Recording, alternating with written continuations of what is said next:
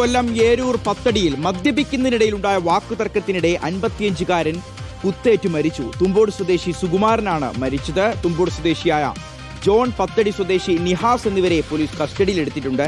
Arun Solomon ഈ വാർത്തയുടെ വിവരങ്ങൾ നമുക്ക് നൽകും. അരുൺ, എന്താണ് ഇവർക്കിടയിൽ സംഭവിച്ചത്? ഷിഗാസ്, ഈ കേസിന് ആസ്പദമായ സംഭവം നടക്കുന്നത് ഇന്ന് വൈകിട്ട് 6 മണിയോടുകൂടിയാണ്. കൊല്ലം ഏരൂർ പത്തടി ഭാഗത്ത് സ്ഥിതി ചെയ്തിരുന്ന ഒരു ബസ് കാത്തിരിപ്പ് കേന്ദ്രമുണ്ട്.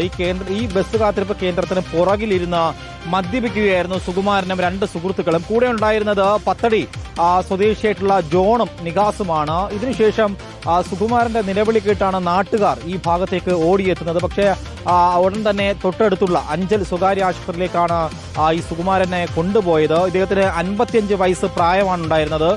നിലവിൽ ഏരൂർ പോലീസ് പറയുന്നത് മദ്യപിക്കുന്നതിനിടയിലുണ്ടായ ഒരു തർക്കമായിരിക്കാം ഈ കൂടെ ഉണ്ടായിരുന്ന 2 പേരിൽ ആരോ ഒരാൾ ഇയാളെ കുത്തി പരിക്കേൽപ്പിക്കുകയായിരുന്നു. ഇതിനുശേഷം ആണ് ഈ നിലവിളി കേട്ടതും നാട്ടുകാർ ഈ ഭാഗത്തേക്ക് ഓടിയെത്തിയത്. പിന്നാലെ ഏരൂർ പോലീസ് സ്ഥലത്തെത്തി 2 പേരെ ഇപ്പോൾ പിടികൂടി അറസ്റ്റ് രേഖപ്പെടുത്തി എന്നുള്ള വിവരമാണ് പുറത്തു വരുന്നത്.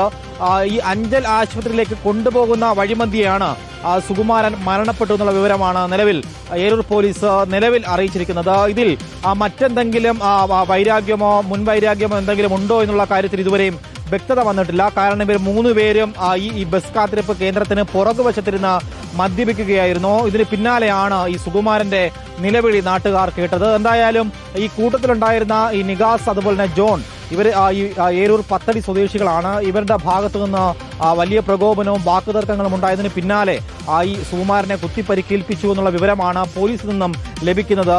നിലവിൽ ഇനി തൊട്ടടുത്ത് നാളെ എന്തായാലും മറ്റ് ഇൻക്വസ്റ്റ് അടക്കമുള്ള നടപടിക്രമങ്ങൾക്ക് ശേഷമായിരിക്കും പോസ്റ്റ്മോർട്ടം അടക്കമുള്ള നടപടിക്രമങ്ങളിലേക്ക് കടക്കുക. അപ്പോഴായിരിക്കും ഇത് എന്താണ് സംഭവിച്ചതെന്ന് അറിയാം. എന്തായാലും ഈ പ്രതികളെ ഇപ്പോൾ ഏരൂർ പോലീസ് കസ്റ്റഡിയിലെടുത്ത് ചോദ്യം ചെയ്തു വരികയാണ്.